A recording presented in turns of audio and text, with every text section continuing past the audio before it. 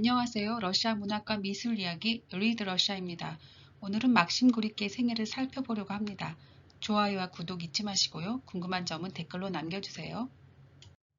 고리키의 생애를 먼저 시대별 주요 사건들을 중심으로 살펴보고 고리키의 개인적 삶을 만나보려고 합니다. 고리키와 소비에트 혁명 정부와의 관계와 고리키 문학의 본질을 짚어보겠습니다. 고아로 자란 어린 시절, 19살의 자살 시도, 작가로서의 화려한 성공, 이혼하지 않은 채 동거녀와 미국을 방문했다가 호텔에서 쫓겨난 에피소드, 소비에트 혁명 정부 그리고 스탈린과의 관계, 고리키의 죽음을 둘러싼 의혹 등 흥미진진한 사건들을 만나보세요. 이 그림은 세로프의 고리키의 초상입니다. 그의 트레이드마크인 깊게 팬 눈과 콧수염이 잘 묘사되어 있습니다. 고리키의 1900년대 사진을 보면 이 그림이 얼마나 사실적으로 그려졌는지 알 수 있습니다. 이 그림은 코린이 그린 고리키의 초상입니다. 논의 고리키를 그린 것으로 고리키 초상화 중에서 세로프와 함께 가장 유명한 그림입니다.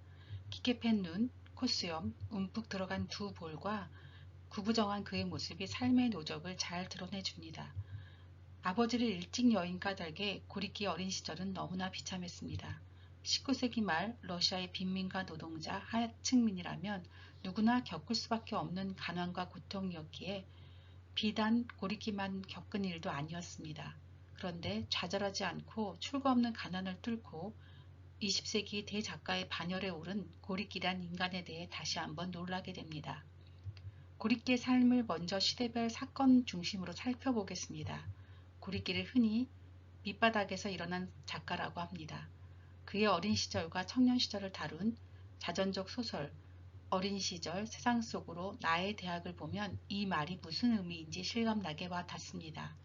그런 면에서 고리키는 러시아뿐만 아니라 전 세계 문학가들 가운데 거의 유일한 이력을 가진 작가라는 데 의심의 여지가 없죠. 고리키가 사망한 후 1년 뒤 열린 고리키 기념대회에서 몰로토프는 이렇게 말합니다.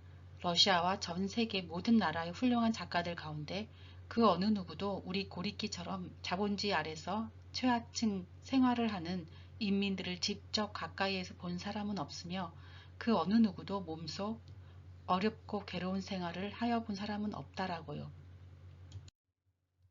그럼 그의 생애로 들어가 볼까요? 막심 고리키의 본명은 알렉세이 막시모비치 피시코프입니다. 1868년 3월 28일 러시아 니ዥ니 노브고로드 주의 주도인 니ዥ니 노브고로드에서 출생하였죠. 아버지는 가구 제작자였고 어머니는 염색 공장 주인의 딸이었습니다. 고리키 아버지는 콜레라에 걸린 어린 고리키를 간호하다가 병이 옮아서 사망했다고 합니다. 그때 고리키는 5살이었습니다. 사진은 고리키의 고향 니ዥ니 노브고로드의 옛 모습입니다.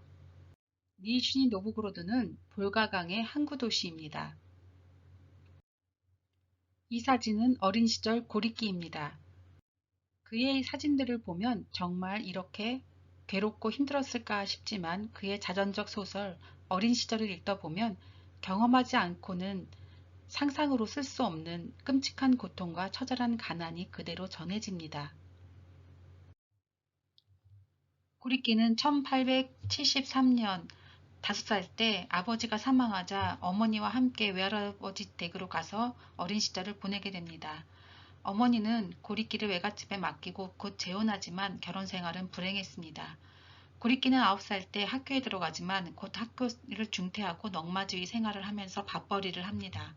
그러다가 어머니가 병으로 사망하게 되죠. 고리키가 11살 때였습니다. 그러자 외할아버지는 고리키를 세상 밖으로 내보냅니다. 고리키는 11살에 어머니의 죽음과 함께 세상 속으로 나간 것이죠. 고리키 자전적 소설 세상 속으로를 보면 고리키가 11살 때 신발가게 점원으로부터 사회생활을 시작했다고 나옵니다. 그는 1880년에 볼가강을 오르내리던 증기선에서 접시 닦기 등을 하고 시장에서 감시원 노릇을 하는 등 온갖 막리를 전전합니다. 그러다가 1883년 15세 때 대학에 진학하고자 까잔으로 출발합니다. 그러나 가난 때문에 결국 대학 진학을 포기하고 제빵 공장에서 취직합니다. 그리고 17세에는 오페라 극장의 합창단에 들어가 나중에 러시아 최고 가수로 꼽히는 셀라핀과 알게 됩니다. 1887년 고리키는 어린 시절의 비참함을 견딜 수 있도록 해주었고 러시아 민담과 시를 어린 고리키에게 들려주었던 외할머니가 세상을 떠나는 끔찍한 사건을 겪게 됩니다. 그해 12월에 19살의 고리키는 그래서 권총 자살을 시도합니다. 그러나 다행히 총알이 심장을 빗나가는 바람에 목숨을 건집니다. 고리키는 후에 나의 인생에서 가장 수치스럽고 우둔한 일이었다고 부끄러워합니다. 이 사진은 청년 고리키의 모습입니다. 강인한 눈빛과 넓은 이마, 날선 콧날이 인상적입니다. 자존심도 엄청 세 보이죠. 실제로 고리키는 1889년 12월 고향 선배인 까랄렌코에게 자신이 쓴 장편 서정시 늙은 떡갈람의 노래를 갖고 찾아가서 보입니다. 그러나 까랄렌코는 그 작품을 산문도 시도 아니라고 악평을 합니다. 선배 작가 까랄렌코의 말에 충격을 받고 고리키는 2년간 절필합니다. 만약 계속해서 절필했다면 고리키의 감명 깊은 작품들은 만나볼 수 없었을 것입니다. 고리키는 1892년 단편 마카로 추드라로 드디어 등단하게 됩니다. 고리키는 첫 등장작부터 문단과 독자들에게 많은 사랑과 관심을 받습니다. 사진은 마카로 추드라의 표지입니다. 그리고 1898년 첼가시, 이제르길 노파 등 많은 단편들을 발표하게 되죠. 이 사진은 첼가시의 표지입니다. 이 시기는 작가로서의 입지를 굳히는 시기입니다. 그리고 1896년에 사마라 신문의 교정원 에카제리나 파블로브나 볼시나를 만나 결혼하죠. 그리고 아들 막심과 딸 에카제리나를 낳습니다. 그러나 부부 생활은 원만치 않았고 7년 후부터는 별거하게 됩니다. 그러나 둘은 평생 이혼하지 않아서 고리키는 이후 다른 여자들과 동거는 하지만 정식 아내는 에카제리나 볼시나 뿐이었습니다. 이 사진은 고리키와 볼시나입니다. 이 사진은 딸 에카제리나와 아들 막심과 함께 찍은 사진입니다. 딸은 5살 때 사망하고 아들 막심만 외아들로 성장하게 됩니다. 1890년대까지 고리키의 삶이 개인적으로도 작가로서도 자신을 완성해가는 단계였다면 1900년대의 삶은 1906년에 발표된 어머니를 통해 작가로서 확실히 성공하고 혁명가로서의 위상도 확고해진 시기였습니다. 1900년에는 출판 공동체 스나니에를 운영하였습니다. 이 사진은 1900년의 고리키입니다. 이 시기의 고리키는 달스토이, 체호, 샬라핀, 부닌 등과 교류하면서 지냅니다. 이 사진은 1900년에 야스나야 빨리아나에서 찍은 고리키와 톨스토이입니다. 고리키는 톨스토이에 대해 체호백에 보낸 편지에서 이렇게 말합니다. 톨스토이는 사람들을 좋아하지 않습니다. 정말 그는 사람을 사랑하지 않습니다. 그는 냉혹하게 정말로 너무 지나칠 정도로 가혹하게 심판을 내리기만 합니다라고요.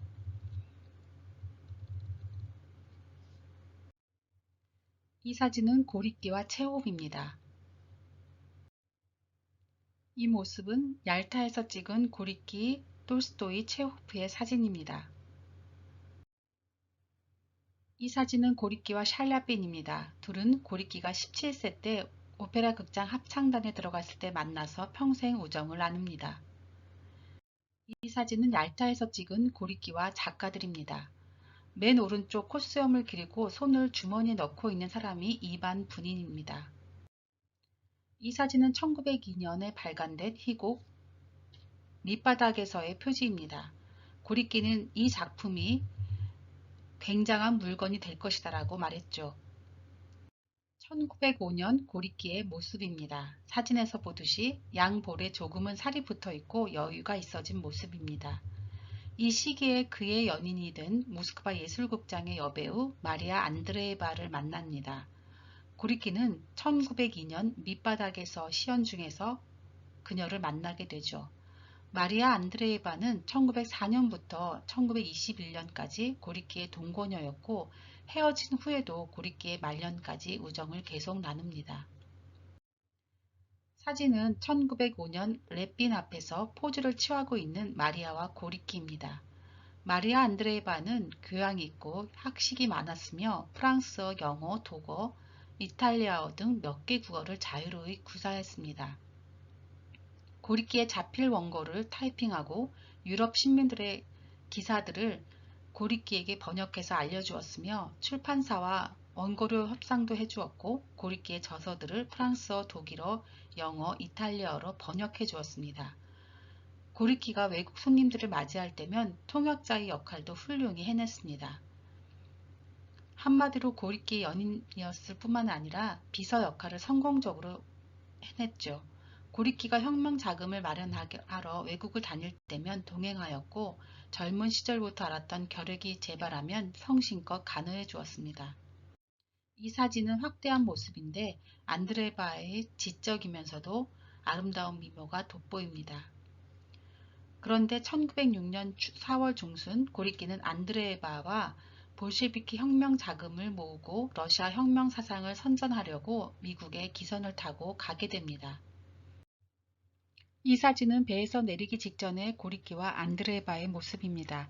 안드레바는 고리키를 위해 뉴욕, 필라델피아, 보스톤 등지에서 자금 모음을 도왔고 통역을 합니다. 뉴욕에서 있었던 첫 모금에서만 1200달러 정도가 모이는 등 활발한 성과를 거두었죠.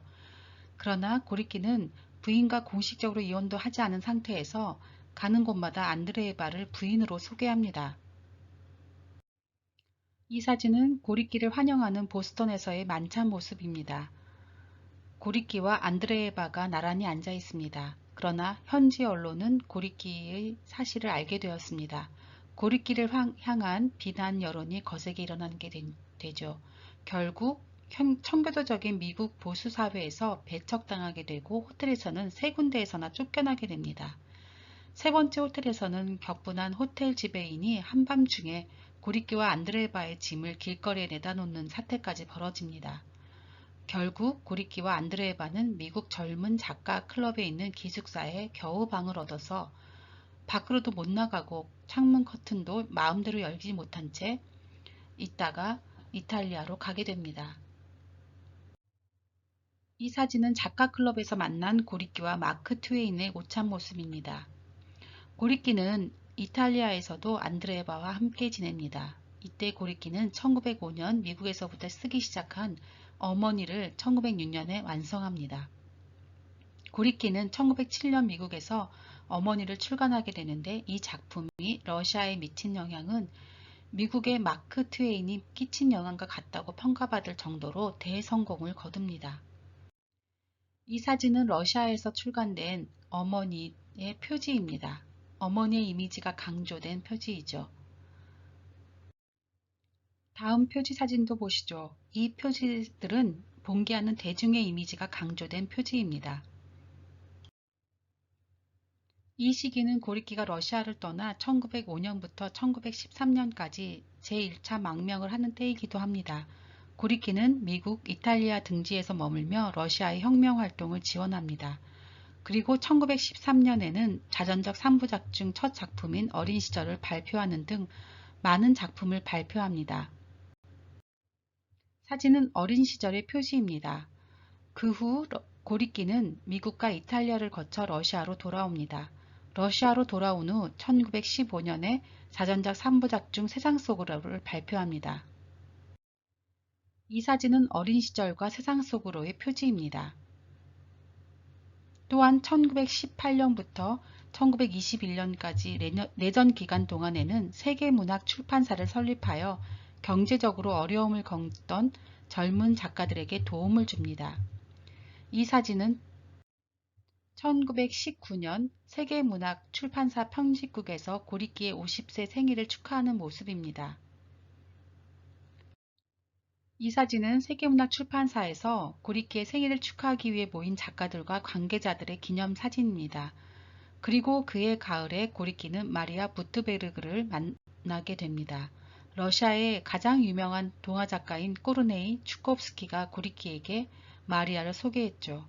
마리아는 이미 결혼해서 아이가 2명 있었던 유부녀였어요. 재능 있고 아름답고 외국어를 잘 구사했으며 24살이나 어렸던 마리아 부트베르그를 보자마자 52세의 고리끼는 그녀의 매력에 푹 빠져들었습니다. 이 사진은 고리끼와 마리아 부트베르그의 모습입니다. 마리아는 고리끼와 1923년부터 32년까지 비서 역할을 하며 이탈리아 등 외국에서 함께 동거합니다. 고리끼는 그녀 없이는 나는 손도 없고 말도 못한다라고 말하곤 했다고 합니다. 고리끼는 마지막 미완의 작품 끌림쌈긴의 생애를 마리아 부트베르그에게 헌장하였죠. 마리아 부트베르그는 고리끼의 작품들과 현대 러시아 작가들의 작품들을 영어로 번역하기도 하였습니다. 마리아 부트베르그는 1920년에 타임머신을 쓴 미국 작가 허버트 조지 웰스가 모스크바를 방문했을 때 고리끼의 소개로 그의 통역을 맡기도 합니다. 웰스는 마리아에게 반해서 그녀에게 곧 청혼하지만 마리아는 거절했죠. 마리아는 고리끼로 인해서 웰스의 청혼을 거절하고 채워졌다가 고리끼와 이별한 후 1933년에 런던에서 웰스를 만나 그가 1946년 죽을 때까지 결혼은 하지 않은 채 동거합니다. 이 사진은 1920년에 찍은 허버트 조지 웰스의 사진입니다. 허버트 조지 웰스는 러시아를 1913년, 20년, 33년 이렇게 3차례나 방문하였습니다. 이 사진은 1920년 웰스가 모스크바를 방문했을 때 고리끼와 마리아 자크렙스카야, 즉 마리아 부트베르그와 함께 찍은 사진입니다.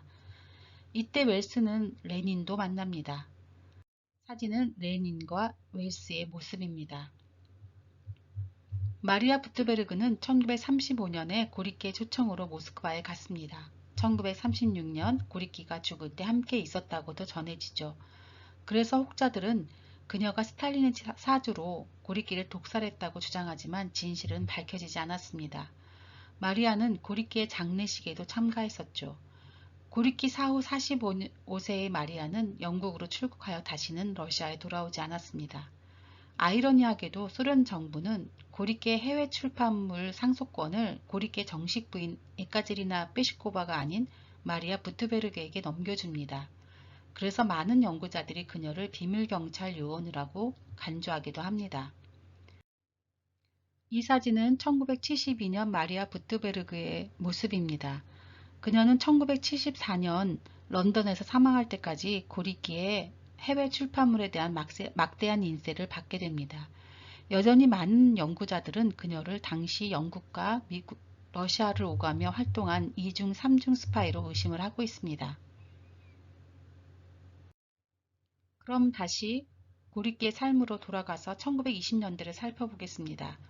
고리끼는 1921년 2월에 일어난 크론슈타트 해병 봉기를 진압한 것을 두고 볼셰비키 혁명 정부와 갈등을 빚죠. 결국 고리끼는 그해 10월에 해외로 망명하여 독일, 체코슬로바키아 등에서 체류하였습니다. 그리고 1925년 끌림쌈긴의 삶을 시작합니다. 이 작품은 10년 이상을 집필하지만 1936년 고리끼가 갑작스럽게 사망하면서 결국 미완성으로 남게 됩니다. 이 사진은 크론슈타트 봉기를 진압하는 적군을 찍은 것입니다. 이 사진은 아가뇨크, 즉 불꽃지에 1927년 처음 발간된 클림쌈킨의 생애의 사진입니다. 고리끼는 1928년에서야 스탈린의 초청을 받아들여서 러시아로 영구 귀국하게 됩니다. 고리끼는 피로시에는 해외로 자유로이 출국할 수 있게 해주며 겨울에는 건강을 위해 이탈리아 등지에서 머물게 해준다는 조건을 달았다고 합니다. 스탈린은 1928년 크렘린궁에서 고리끼의 환갑잔치를 거창하게 열어주었습니다. 50세의 생일은 세계문화출판사 편집국에서 기념했던 것과는 비교되는 일이었죠. 스탈린은 고리끼가 쓴 자전적 3부작 어린 시절 등이 너무나 마음에 들어서 자신의 자서전을 부탁하기도 했습니다. 그러나 고리끼는 거절합니다. 스탈린의 자서전 집필을 거절하는 대신에 스탈린의 여러 가지 업적을 찬양하는 글을 쓰기도 했습니다. 이 사진은 고리끼가 1932년 귀국 열차편에서 시민들에게 인사하는 모습입니다. 이때부터 고리끼는 러시아에서만 생활하게 되죠. 1928년부터 러시아와 이탈리아를 왔다 갔다 하던 생활을 청산한 것입니다. 고리끼는 1934년 5월에 아들 막심이 폐렴으로 죽는 아픔을 겪었죠. 사진은 고리끼와 아들 내외 손녀들과 찍은 사진입니다. 이탈리아에서 함께 있다가 모스크바로 귀환한 직후였죠. 고리끼의 아들 막심의 사인은 폐렴으로 밝혀졌지만 그의 죽음에 대해서 여러 가지 음모론이 제기되었습니다. 1938년 재판 때 비밀경찰의 수장 야고다는 막심 아내에 대한 사적인 감정 때문에 막심을 죽이라고 명령했다고 자백했습니다. 그러나 진실은 밝혀지지 않았죠. 고리끼의 아들 막심의 아내는 당대 최고의 미녀로 정평이 나 있었습니다. 이 사진은 모스크바 노보데비치 사원에 있는 고리끼의 아들 막심의 묘입니다. 하지만 고리끼에게 1934년은 소련 작가동맹 의장이라는 작가로서의 최고의 영예를 안게 된 해이기도 합니다. 8월에 결성된 소련 작가동맹의 초대 회장에 선출된 것이죠. 1935년 7월에는 고리끼가 머물고 있던 모스크바 근교 별장으로 스탈린이 직접 고리끼를 방문하기도 합니다. 이 사진은 고리끼의 서재에서 스탈린과 함께 찍은 것입니다. 그리고 그해 여름에 고리끼는 모스크바에서 로망 롤랑을 만나기도 하는 등 세계적인 작가들과의 유대도 이어갔습니다. 이 사진은 고리끼의 모스크바 근교 별장에서 만난 로망 롤랑과 고리끼의 모습입니다. 로망 롤랑은 고리끼에 대해서 늙은 아나키스트라고 칭하면서 그를 선량하고 다정하며 솔직한 사람이라고 평합니다. 그러나 고리끼는 건강이 악화되자 크림 반도로 요양을 떠납니다. 이때 앙드레 말로를 만나게 되죠. 사진은 크림 반도에서 만난 고리끼와 앙드레 말로입니다. 옆에 있는 안경 쓴 사람은 기병대의 작가 이삭 바벨이죠. 그 후 1936년 5월 26일 모스크바로 귀환하지만 곧 독감에 걸립니다. 그리고 독감을 치료하다가 1936년 6월 18일 오전 11시 10분에 죽음을 맞게 됩니다. 그의 마지막을 마리아 부트베르그가 함께했다고 전해집니다. 68세의 나이로 독감 치료 중에 갑자기 사망한 고리끼에 대해서 또 음모론이 제기되었습니다.